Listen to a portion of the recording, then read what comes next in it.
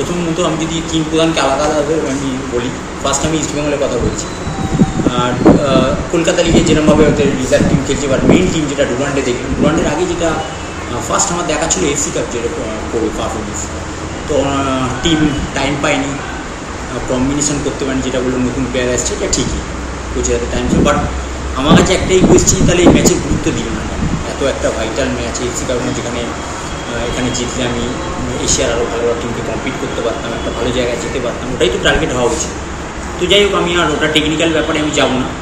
As a performance আমরা সবাই দেখেছি, সেভাবে করতে পারিনি, যে এটাও ঠিক কথা যে কোচ বা যে প্লেয়াররা রিক্রুট হয়েছে, নতুন প্লেয়ার একসাথে কম্বাইন করতে গেলে যেগুলো দরকার কম্বিনেশান সেটা হয়নি, হয়তো সেই জন্য পারফর্ম করতে পারিনি। বাট নেক্সট আমি যদি ডুরান্ডে আসি, সেখানেও দেখলাম যে অ্যাওয়ে ম্যাচ লাজুংয়ের কাছে যেভাবে ওরা লুজ করলো, দেখুন লুজ করাটা বড় ব্যাপার, লুজ হতেই পারে, ম্যাচ হারা যায়, কিন্তু ইস্টবেঙ্গল যেভাবে সাফার করেছে লাস্ট 3-4 বছর আগে, এই স্পন্সার বলো,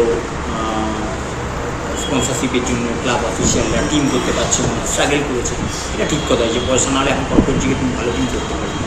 কিন্তু আমার কথা হচ্ছে কিছু প্ল্যানিংয়েরও গলত আছে।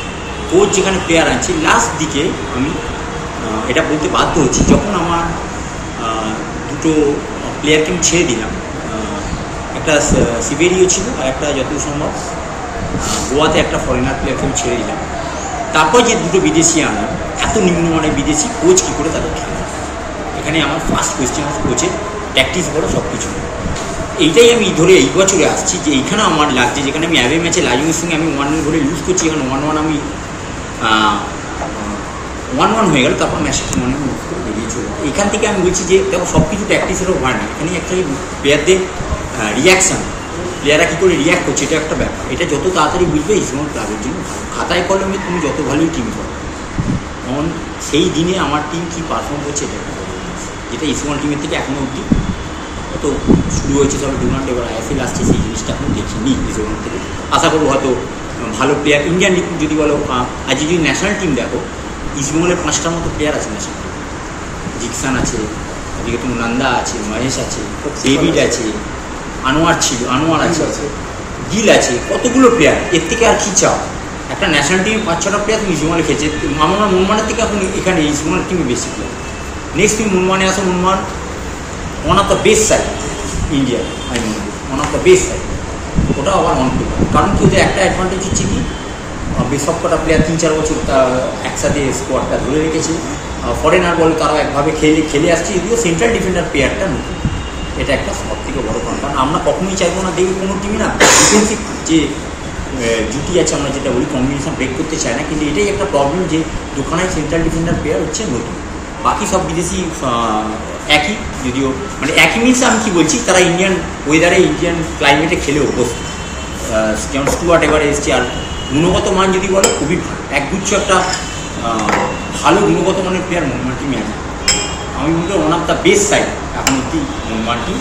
আবারও বললাম যে এদেরকে যেটা ডুরান্ড যেটা করলো, এটা একটা ব্যাড ডে ইন অফিস বলে না, সেটাই হয়তো মনমান টিমের জন্য গেছে। আর আমি মনে করি মনমান টিম ভালো, বাট ওই সেন্ট্রাল ডিফেন্ডার একটা ডিফেন্ডিং ব্যাপারটা, এটা একটা মনমানে আমি দেখেছি প্রবলেম আছে অর্গানাইজেশন বলে, ফুল ব্যাগের দিক দিয়েও। বাট সেন্ট্রাল ডিফেন্ডার প্লেয়ার মনমানে নতুন, এই দিকে তারা কীভাবে, যদি আমি কোচের আন্ডারে খেলেছি, কোচ যা নিশ্চয়ই টাইম পেয়েছে, ওদের যে ভুলগুলো করেছে সেটা সেগুলো ঠিক করে দেবে। মোহামেডান টিমে যদি আসি, একদম নিউ সাইড, আমার মনে হয় না তারা যদি এখন তারা ফার্স্ট যেদিকেই তাদের টার্গেট হওয়া উচিত, যে আমরা এই আইএসএলে ফার্স্ট ইয়ার খেলছি, কতটা ভালো পারফর্ম করবো, কী কোথায় আছে সেদিকে না দেখেছে, সুপার 6-এ যায় ফার্স্ট সেকেন্ড না দিকে, কারণ এর থেকে ভালো স্টেজ আর হয় না, যে দিকে তোমার রেলিগেশন আর কি তোমার প্রেশার চাই।